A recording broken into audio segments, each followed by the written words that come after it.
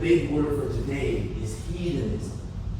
This is what the trauma of slavery causes. Heathenism is the desire to be pleased with right now. Forget about good comes to those who wait. Good comes to those who take. That's what heathenism is. And you need to take what you can take as soon as you can take it. My mind was a train, it be shining. If I had my gifts on my wrist, they be diamonds. If I had my soul on my feet, it be retro. Every time I hop on a beat, they like, let's go loco.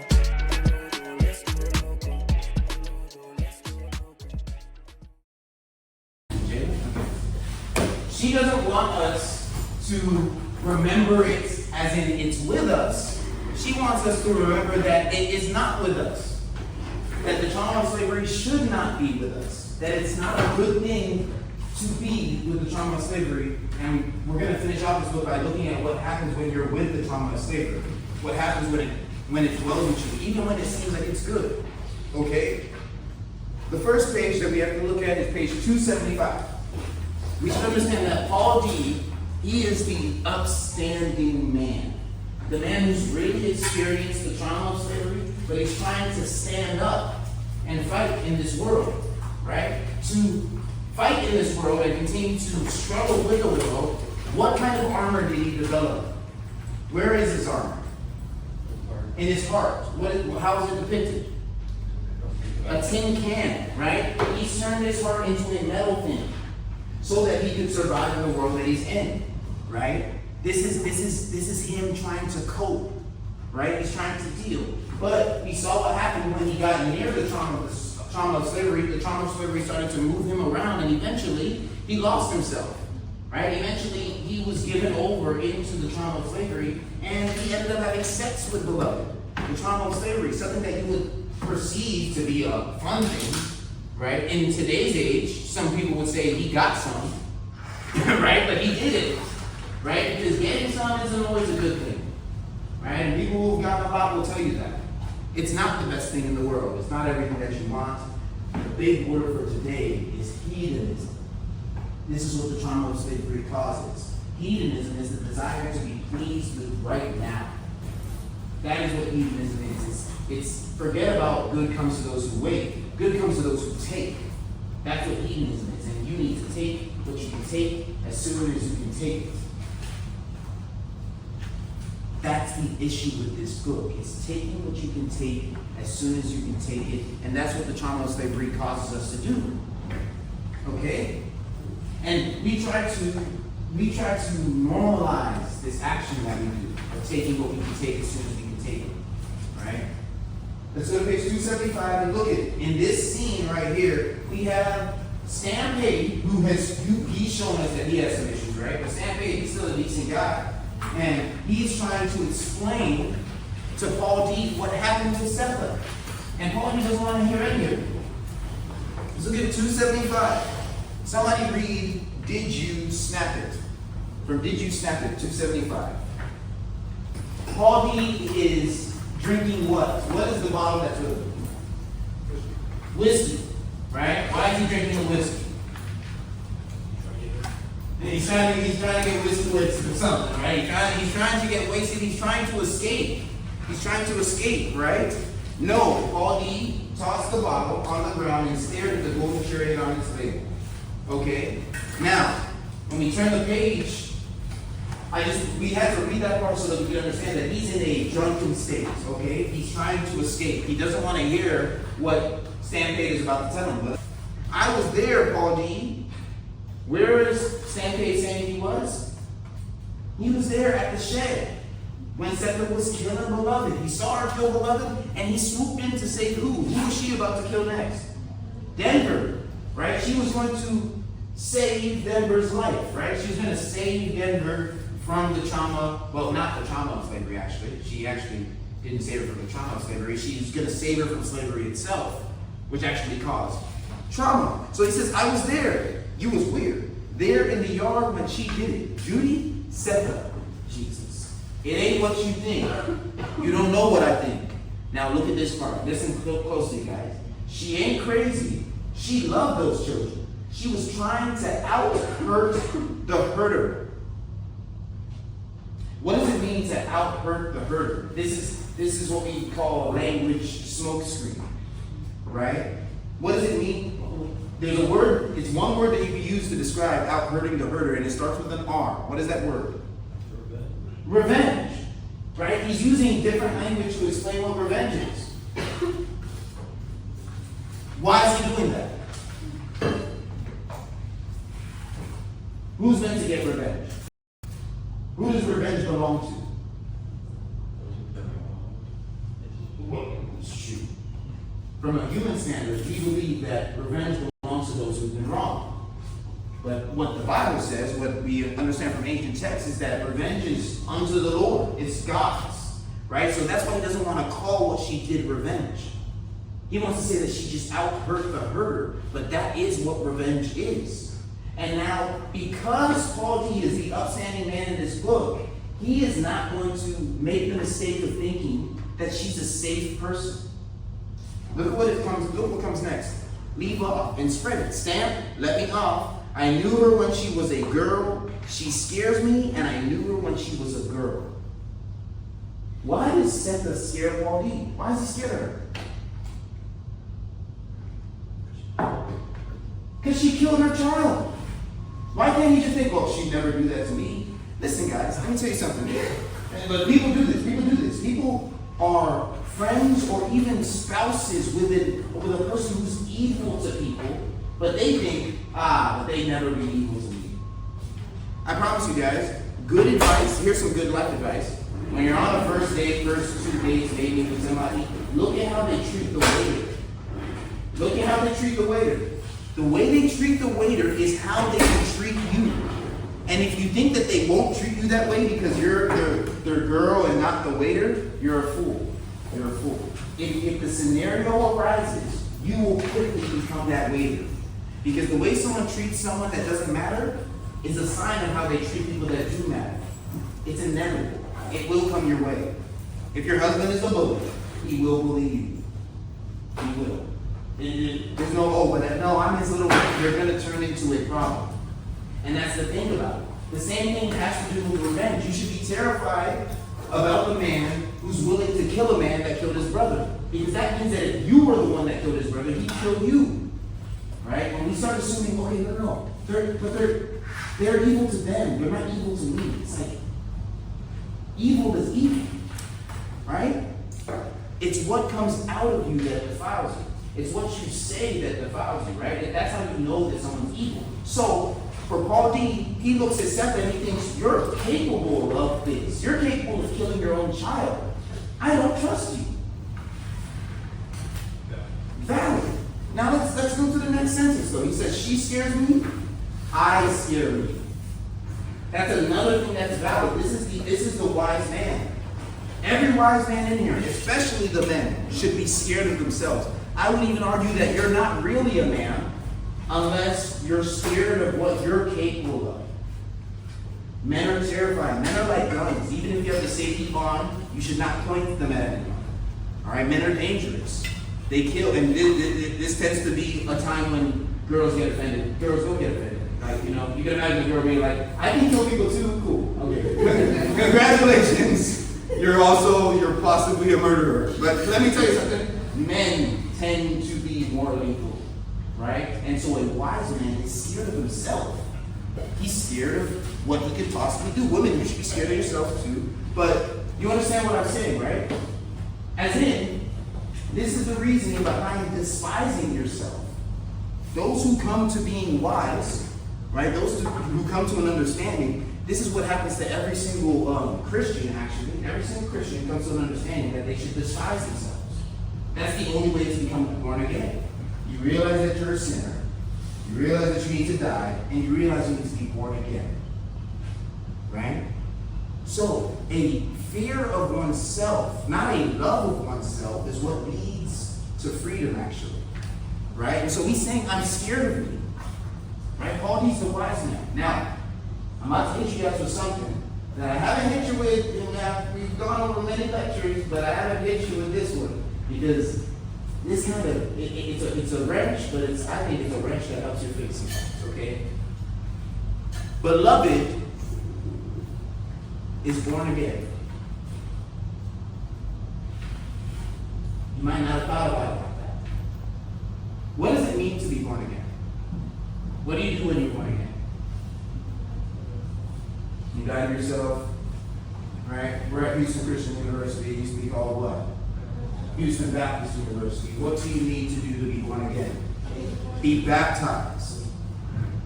How do we find beloved? She comes out of the water. Beloved is born again. Remember, it's a Christian writer writing this. Beloved is born again in an inverted sense. Remember, this is the upside down, right? So her born again is not like a Christian born again, right? When I say she's born again, she is evil reborn to defeat the good. Just so you guys understand, the way that Christians, the reason why a Christian needs to be born again, Jesus is the one that dropped this verse, right? He's the first one to say, hey, you need to be born again. And people were like, what, you want me to get back in my mom? It's like, no, stop, obviously. It's a metaphor, right? When Jesus was saying this, he was saying, you need to be reborn to defeat evil. You can't defeat evil in the state that you're in. You need to be born again to defeat evil. Beloved is born again to defeat good.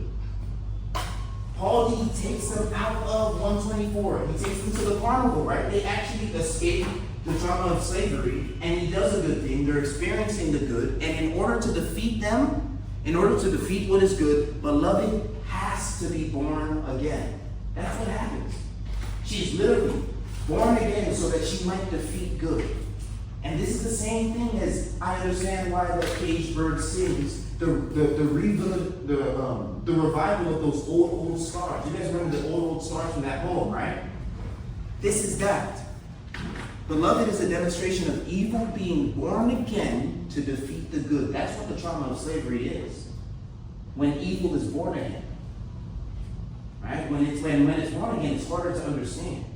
Just like, and this is an inversion of what happens to Christians. When a Christian is born again, it's like you're dealing with the same guy, but he's harder to understand. This happened throughout history. People become Christians. Their friends say it's like he's the same guy, but he's harder to understand. And that's what beloved became. It's like she was the same daughter, but she was harder to understand to the point that she couldn't be understood. And when she finally was, we'll get to what happened when she finally was. Okay, let's turn the page. Let's go to the beginning of part 3.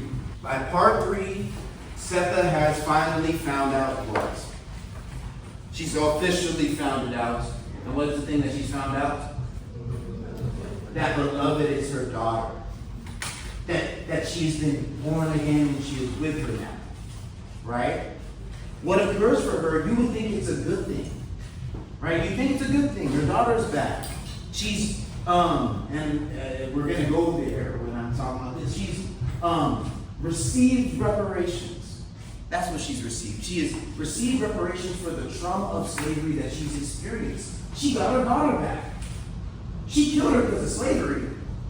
And now she's getting her back. There's a reparation being made. Let's look at what this does for her. Okay?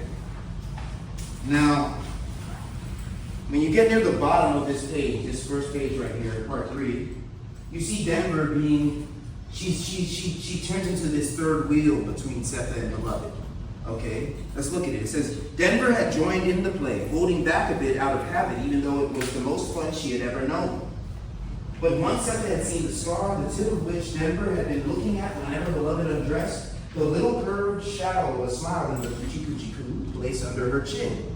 Once Sethe saw it, fingered it, and closed her eyes for a long time, the two of them cut Denver out of the games. So the two of them cut Denver out of the games, and it just became a game between them. They start to fall into one another. It says it somewhere in the Bible, I think it's in the book of Ecclesiastes, it says that it's better to be in the house of mourning than in the house of mirth. And what this means is that, and you can think about it to yourself, if you went to 5 parties a week, as opposed to 5 funerals a week, which one do you think would make you a better person? The funerals, right? What would they do? What would the funerals do to your mindset? It gives you perspective. It resets you.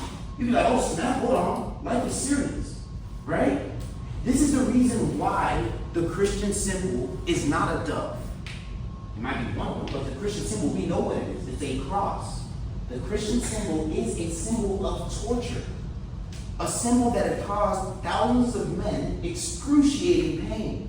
It's what Christians stare at. It's the same thing as going to a funeral again. Looking at the cross, if you understand what the symbol means, it's the same thing as going to a funeral again, and we stare at it so that our minds are in the right place. Because if you get too hyped, you get carried away. You don't want to get carried away, right? And that's what the party does. Let's look at how the party starts, okay? So, Denver's cut out of games, and they begin to party. The cooking games, the sewing games, the hair and dressing up games, games her mother loved so well, she took to going to work later and later each day until the predictable happened. Sawyer told her not to come back. So, because she gets reparations, what does she lose? Her job. When she gets beloved back, she's so happy that she starts to celebrate and she stops going to work. She loses her job. It says, they changed beds and exchanged clothes, walked arm in arm and smiled all the time. When the weather broke, they were on their knees in the backyard designing a garden in dirt too large to chop. The $38 of life savings went to feed themselves with fancy food and decorate themselves with ribbon and dress goods, which Sethe cut and sewed like they were going somewhere in a hurry. They had $38 in life savings, and what does Sethe spend it on? Fancy clothes, fancy food, and they start living in the right now. They're living like there's no tomorrow. This is the YOLO. This is the carpe diem, right? This is a mistake. This is heathenism, right? And she is tempted into this because the trauma of slavery is with her. The trauma of slavery is with her, and that's why she's tempted into this. It's interesting that she seems like she's happy, but this is actually depression. She's actually in the same state as another woman in this book by the name of Baby Suggs. How is she similar to Baby Suggs once Baby Suggs had resigned herself to color? Was Baby Suggs concerned about tomorrow? No. Baby Suggs had given up, right? In the same sense, this seems like she's living it up, but in actuality, she's giving up. She's giving up. The person who got that sting and went to go buy a chain is giving up. You guys understand what I'm saying? What are they giving up? They're giving up tomorrow, the future. They're giving up their future because of today. And it might be because they think that they need to live it up right now because of the trauma of slavery. They can't think about tomorrow. They're excited that they're alive in the first place. Right? They want to love their flesh and they want to love it hard. Like she said, they want to love their flesh and they want to love it hard, and it's a mistake. You see it upending her life. And I use the term reparations to get at this point. Guys, I promise you, if they found some sort of way to get everybody who experienced slavery in their generations to receive reparations, it would destroy the majority of people's lives. The majority of people. It would destroy their lives. Because what would they be getting reparations for? Is it for racism? That racism is something they can experience every day. What would they be getting reparations for? Their ancestors. And what did they go through? So they'd be getting reparations for slavery, even though they never experienced it. I promise you guys, if you did that to black people, the trauma of slavery will take over their life. Because they realize, hold on, I was given $200,000 because of slavery.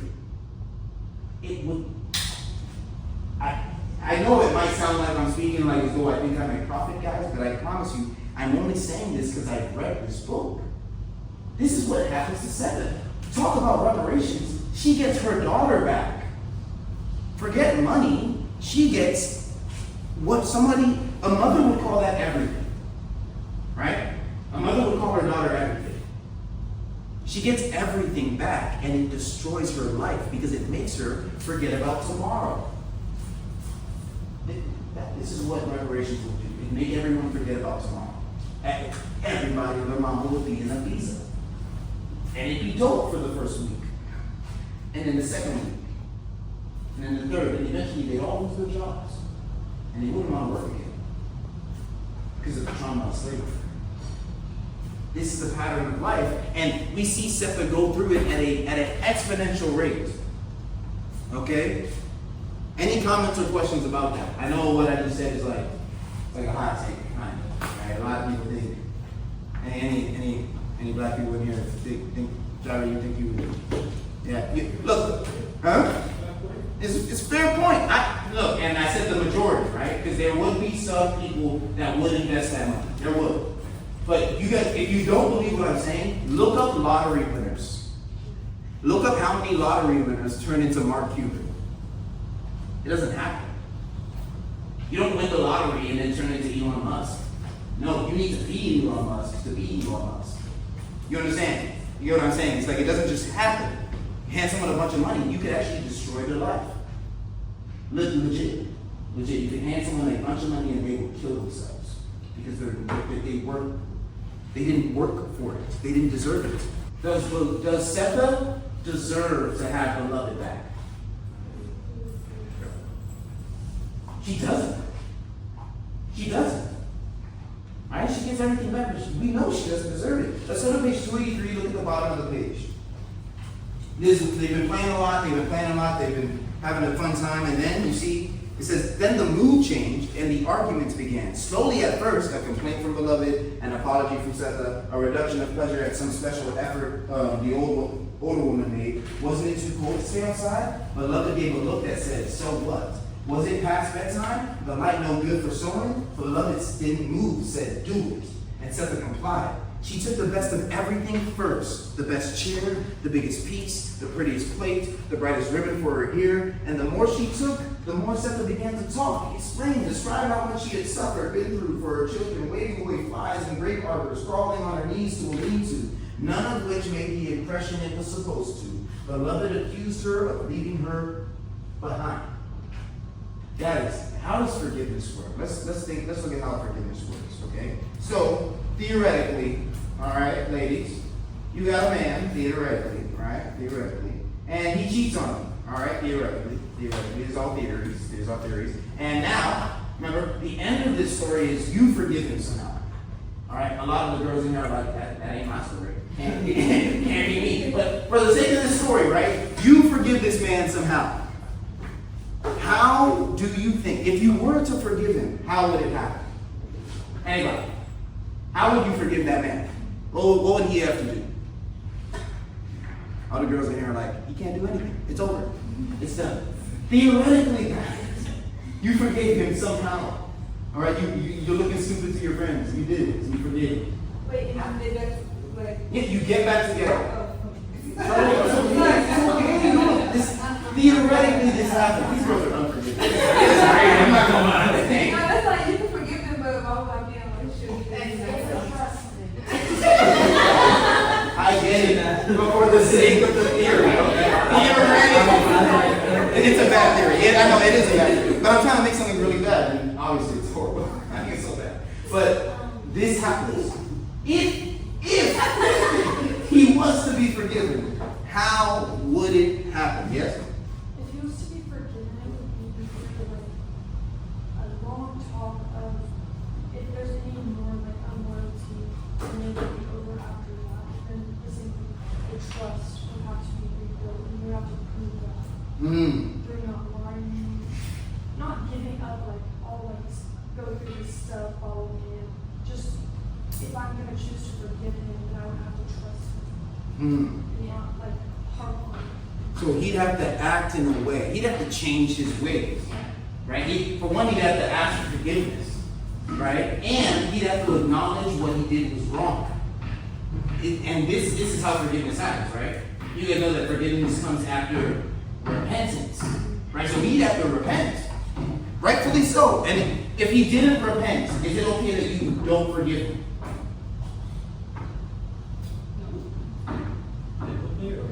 Biblically, it's not. But maybe not forgive him. Is it okay that you don't get back with him? makes sense that if he doesn't repent, we're not getting back together. Okay, so we hear Sethe saying what she's saying, and she wants forgiveness from the beloved. Do you guys think that Sethe thinks that what she did was wrong? No. She thinks what she did was in fact, she thinks it was right. She's trying to justify it the whole time. She tries to justify it the whole time. So does Sethe deserve forgiveness? Especially from beloved? No. This is like the dude cheated on you and he's not saying what he did is wrong. He's just like, hey, my bad, you know, trauma and slavery. It's like, what? It was really pretty good. It was really pretty, you know, man. I just acted, that's it. Yeah, a slip. Exactly, right? Ain't no slipping, no accommodation. We've all agreed, I think so, all the girls in here, it is outright repentance, and it has to be clear, right? He has to cry, like, dragging his face on the dirt and being like, hey, I'm sorry, Dirk, on his head, he's ripping his clothes, and you're like, cry more, right? Like, he has to cry. He has to cry a little bit more. And then, guys, this is what Sethe should have, when Sethe saw beloved, instead of getting excited, be like, hey, girl, you're back. It's crazy to even say, like, hey, girl, you're back. When she saw beloved, instead of throwing parties and spending her savings and everything, she should have dropped to her knees and started begging for forgiveness for killing her. Like, I killed you, bro. Like, what? I feel like you're $38. I killed you. Here's $38. Like, hey, you want something down? To repair for inflation. Huh? Yeah. Just for inflation. Hey, I do just for inflation, $38 in this time. Maybe it's like, maybe it's like 30, maybe it's 3,000. Yeah. Maybe it's like 3,000 some dollars, probably. But still, right? I'm telling you guys, it's the same thing as getting that stimulus check, which I promise you, I'm not a rich guy. It was great for me too. I was like, oh, that's cool. But you get it and you don't think about the future. You think about right now. That's a symptom. Like, that's a symptom. And you need to get rid of it. Right? The more you get rid of it, the more you start to live a life where it's like you're always thinking about tomorrow. I promise you'll have a better life. The trauma of slavery is what makes us obsessed with today. Okay? Huh? 914? Ah, see that? Pay me more if you're going to kill me, okay? Right? But the issue is that she's not repentant. So, we shouldn't feel too bad for Sethe, because Sethe doesn't think what she did was wrong. And that's the same way that you shouldn't feel too bad for the dude who cheated, who doesn't think that it was wrong. It's like, yeah, I don't feel too bad for you because you haven't figured it out yet. Like, you haven't figured it out yet. Once you figure it out, maybe we can talk about forgiveness. 286. This is where we see how Denver, she's on the outskirts of this. She's looking inside, and she's like, hey, I need to save my mom from the trauma of slavery. Right? Like, she's been cut out now. She's looking on the inside, and now she's thinking of solutions. Like, where can I possibly find a solution? Okay? Let's look at the middle of page 286. She says, or it says, who would it be? Who could she stand in front of who wouldn't shame her on learning that her mother sat around like a rag doll, broke down, finally from trying to take care of and make up for? Denver knew about several people from hearing her mother and grandmother talk, but she knew personally only two. These are the only people she could think of personally. An old man with white hair called Sam, and Lady Jones. What are the races of the two people? The first two people she could think of, what are the races? A black man and a white woman are the people she first thinks about that can help Sethe solve the trauma of slavery. It's almost like, we're taking it back to Mexico. It's almost like it doesn't matter what color you are. There are so many characters in this book that are whites that aren't necessarily bad. Right? We're all bad, right? We're all evil, we all have different wicked hearts. But Lady Jones, right?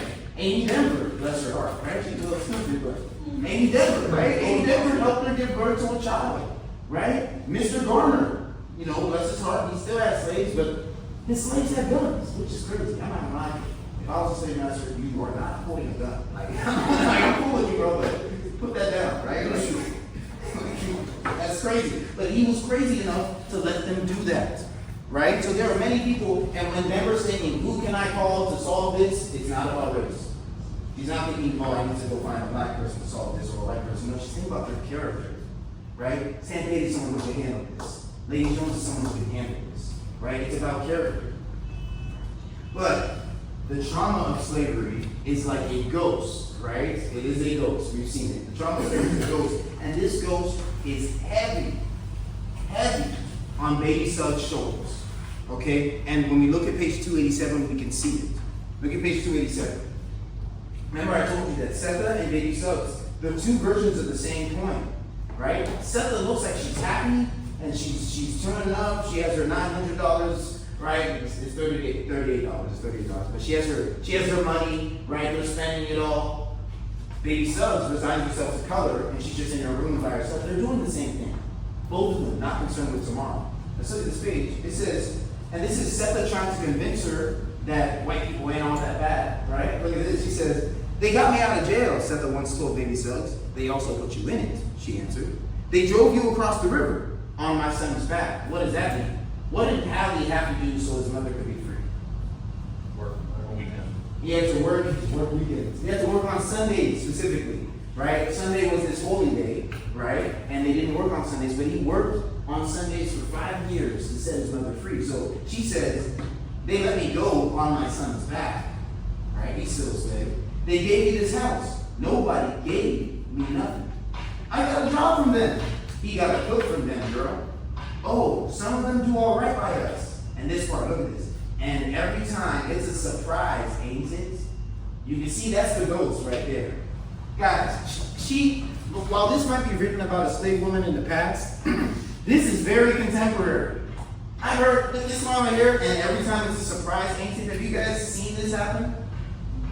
A paraphrase of this is, that white lady, she's one of the good ones. It's like, what did you just say? And she's one of the good ones. Have you guys heard something like that? Yeah. It goes black and white. It's like, he's black, right? Yeah. He's one of them. It's like, right, that thing, she's affected by the ghost. She says it. And every time it's a surprise, ain't it? It's like, oh, I ran into a spicy plate today. It's like, what are you talking about? He seasons his food. He seasons his food, right? It blew my mind, right? You've never been to Texas, right? Or Houston, right? But you see her, and then look at the next sentence. You didn't used to talk this way. You see it, right? You didn't used to talk this way. Maybe something has affected you, and now you see the world this way, right? And really, the thing that's affected her, the reason why she sees the world that way is the trauma of slavery, right? It's the trauma of slavery. That's why she can't get over it. Right? This is the same thing that turns an incident into a discussion. Okay? Look at this next part. It says, don't box with me. There's more of us they drown than there is all of them ever lived from the start of time.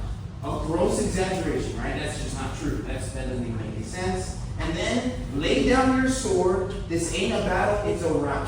You see that right there? She said, lay down your sword. So I hope you guys understand how Baby Suggs, she lays down her sword, right? How does Sethe lay down her sword? But then when she finds beloved, how does she lay down her sword? Why was she saving that $38? Why was she saving the $38? For the future, for her daughter, to get ready to fight. Right? Why did she spend it all? Because the fight is over. She didn't think she needed to fight anymore. And that's what I mean. I'm telling y'all, I don't know if I told you guys this, but I'll tell you again. If you give a man a fish, right, you feed him for a day, right? You teach a man a fish, you feed him for life. If you give a man a fish every day, he'll never learn how to fish. He'll always be grateful to you. You look like you're a kind person, but you've actually put that man in bondage. You've actually trapped him. And that's what it is. That's what this is. A fish every day, except it's a big fish. Talk about a catch.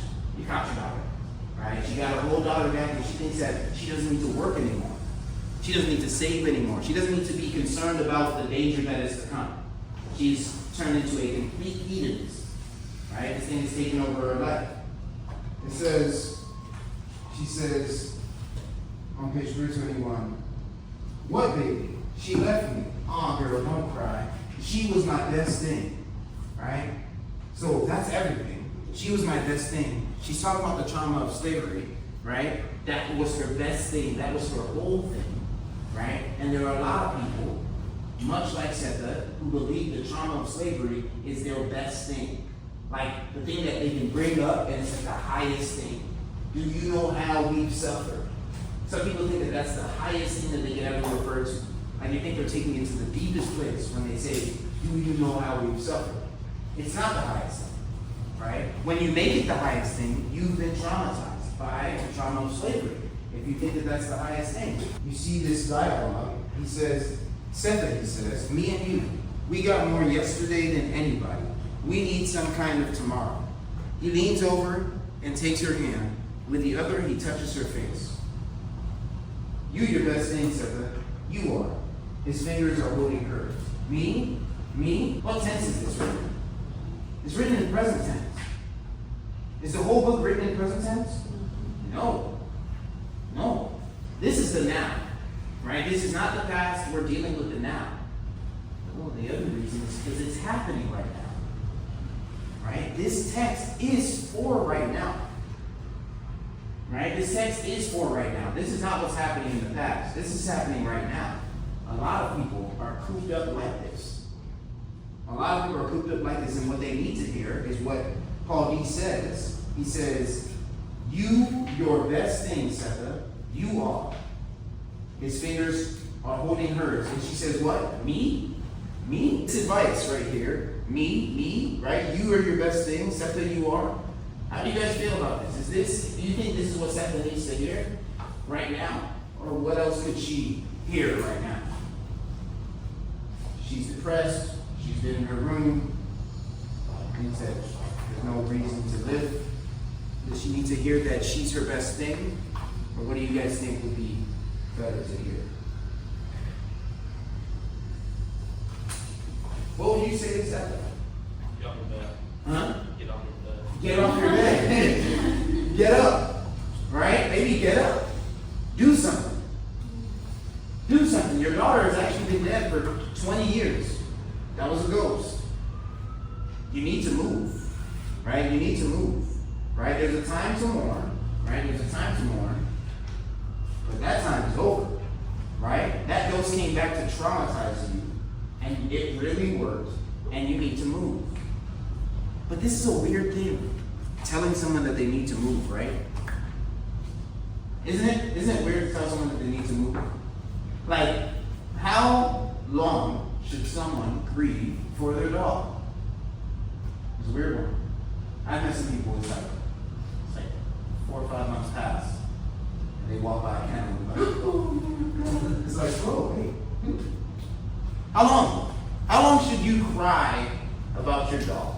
I don't know if it's like a specific time. Yeah, My uncle said he wanted to be a vet when he was growing up, but then he was like, no, because I couldn't like put dogs down and stuff. But he now like talking about it, he was like, I don't really understand why some people take forever why some people take forever about that kind of thing. He was like, I get it a couple of days for sure, but other than that, like at that point you're just stuck on something. Other than that, at that point you're just stuck on something. When is stuck? When is stuck? It's impeding you doing your daily things. When it's impeding you from doing your daily things. But this is weird, right? Because no one ever knows how to deal with this. Jesus had one of the craziest takes about this that still makes Christians a little uneasy. There's a scene where this guy, he pulls over and he's like, hey, Jesus, hold on. I'm coming with you. I just like, no, it's a big deal. My dad died, and I'm just going to go to his funeral real quick, and then I'm going to come with you. Jesus says, he's like, what he said? It's great. He said, let the dead bury the dead. It's like, my dad. He's like, hey, well, we're leaving. Right? You either let that go, but then it's like, Jesus, what are you telling me to let? Part of it's also Jewish inheritance law. So we have to be there to claim the money of this guy. Oh, so it's the money too. Dang, thank you for that. So there's a little bit of evil in there. Man said, I gotta get this money real quick, Jesus, and then, dang, that's sad. You just made it worse. I think I was noble, like a little noble, he is his dad, but maybe money's mixed in there too. But it's besides the point, he's still thrown him to like get over your dad, right? At the funeral.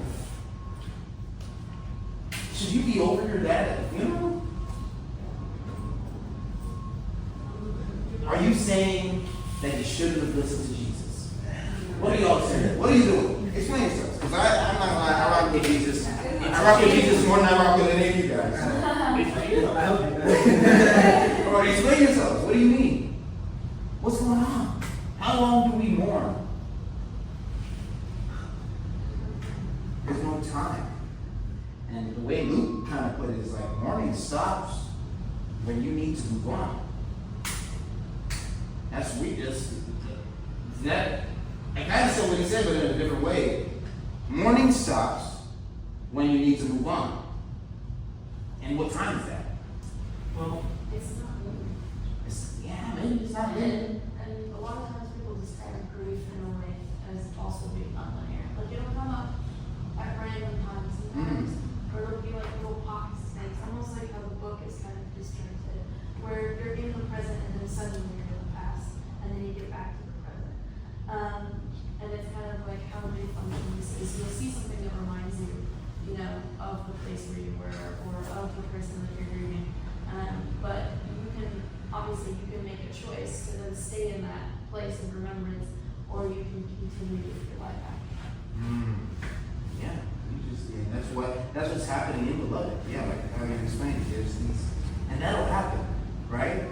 Like even if your dog dies and you've gotten over it, something might happen with another dog, and you think about how your dog always did that, right? But then now should you break down?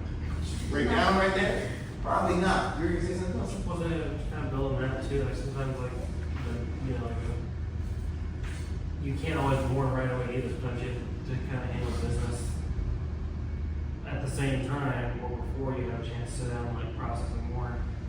You know, it's not linear. Sometimes it's like if it's impeding you from being able to do what needs to be done, then you, like when my dad died, like I had to sit there, I had to take care of my mom or my sister, and kind of help like call everybody, get on Facebook, hey, like this happened, like just so y'all know, our family's in Louisiana and Timbuktu, like you guys are gonna have to come over here if you want to, you know. So it's, I don't think like the next like week or so I had a chance to, and I was like, oh, this happened, alright, cool, you know. There's a time. I mean, like that scenario, or if you're at war. Yeah, you're at war. You're best bud. Y'all knew each other in second grade. Yeah. Every class together. He gets headshot. You take a week. No, it's like you get. And are you over it? It's like no, but yo, I'm not about to start crying and die. Like no, I'm old. Yeah. It's like no. It's almost like when you're in the face of death, you suddenly understand what Jesus meant when he said, "Let the dead bury the dead." As in, hey, he's dead. You're at war, right? But this guy is like, your dad's dead. I'm God. I'm God, and I'm telling you to follow me. Let the dead bury the dead, right? It's easy when we're looking at, it's hard to understand when we're looking at life, like when we're looking at Jesus. But if you're looking at something like death, you get this sense of urgency. It's like, okay, to a certain extent, but maybe we need that sense of urgency with life too. Like, I'm sorry you died. I know this is going to sound weird. I'm sorry you died, but I got to get back to living. Right? And it might sound a bit heartless, but it's not heartless. It's a part of what loving life is. Right? It's like, I'm sorry you're gone, but I got to get back to living. Right? All because you're down up there, 10 versus 11, doesn't mean that you stop playing as hard. Right? In fact, you might play harder because you lost a guy. Right? It's that idea. You don't mourn. You got to win the game. Right? You have to win the game. Otherwise, much like Sethe, she has to be found by Paul. Right? She looked like a loser. You look like you're losing. Get out of, like, the first thing Julian says is, get up out of bed. Right? Maybe clean this room up. Right? Maybe get to doing something. Right? I like that we just wrestle with mourning a little bit. Right? It's good. It's good. But okay, look. Let's look at the last page of this, because we have to wrap up, beloved. I hope you've read this book. It's a good book. I hope we all finish this book. It's really good. There's a sentence that's continuously repeated in the last chapter of this book. It says, it was not a story to pass on. Now, when you read this with a different tonation, it means two different things. It was not a story to pass on. It was not a story to pass on. What are the two things it means? It was not a story to pass on, and it's not a story to pass on. Not a story. Like, don't just like read past it and just whatever. I don't know. I don't need the word anything. Okay. No, I get you're getting at it. You're saying your own word. I knew what I wanted to say, but I was something. Okay. I'm gonna go one first, of course. It's not a story to pass on. Like, so say if whatever happens in this book, it shouldn't continue to happen. But that's the first one. Yeah. Yes, this is not something you should pass on to someone in the sense of the trauma of slavery, right? There's that. And then the other one is like, kind of story you should pass on. Like, don't just read past it and not acknowledge the things that happen. It's almost like how you deal with mourning. It's not something to pass on, but it's something that you shouldn't pass on. I think Right. it also kind of goes back to this whole thing you've been saying since the beginning of the story, where you said it's a book that everybody should read, but you read it and that's it. Yeah. Yeah. That's the essence of it. It's like you do not ignore this book. Don't ignore it. Right? Don't ignore the passing of a loved one. I don't ignore it. Right? But don't pass on the trauma of it. Right? Don't pass on the trauma of it. Only do what is good. Right? What is good is to pass on life. Right? To give life. Right? It says this is not a story to pass on, and it's not a story to pass on. Right? And that is like every story that has to do with mourning. You're meant to learn from it. You're meant to put it away. The safety of ghost company, I'll still explain. The safety of ghost company is when that, there's a place you can get to with mourning where you didn't pass on it and you didn't pass it on, and you're like, you've let the dead bury the dead. And now, when that ghost comes up, you smile. As in, instead of you breaking down when you see a dog do the thing that your dog used to do, you see it and you smile and reminisce. And it's even funny. It's even funny. People get to that place where it's like every time you heard about your loved one, you cry. Right? And then you get to a place where every time you hear about them, you smile. Right? And now, it's going to sound weird, but this is what comedians do in rooms full of people. They'll get them to remember the Holocaust and smile. You know that happens, right? They'll get them to remember the trauma of slavery and smile. And do you guys think that that's a form of mourning? Is that a form of mourning? Is it? Have you guys ever heard of the guy who makes jokes at a funeral? Why are you making jokes? What's funny? Why does he do that? It's how people cope. And sometimes it's how people actually remember. Some people, when they remember, they laugh. And that's why I wanted to read that part. It says the safety of ghost company. As in, they actually feel kind of safe. They're fine. They're okay talking about it. Right? And then you see the people who are really affected by the trauma of slavery. The comedian says the joke, and then the white guy checks if black people are laughing before he laughs. It's like you can laugh. You can laugh. Right? Someone could go to war with their friend in second grade. He dies from getting headshot. They think back and they remember him, and they laugh because he was like silly somehow, right? He was kind of dumb, or like, you understand what I'm saying? They get, it's weird to say, but they get over it.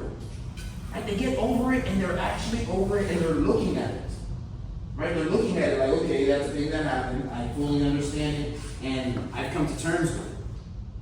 Right? This is a good way to be. Any comments or questions about beloved? This is a good one, guys.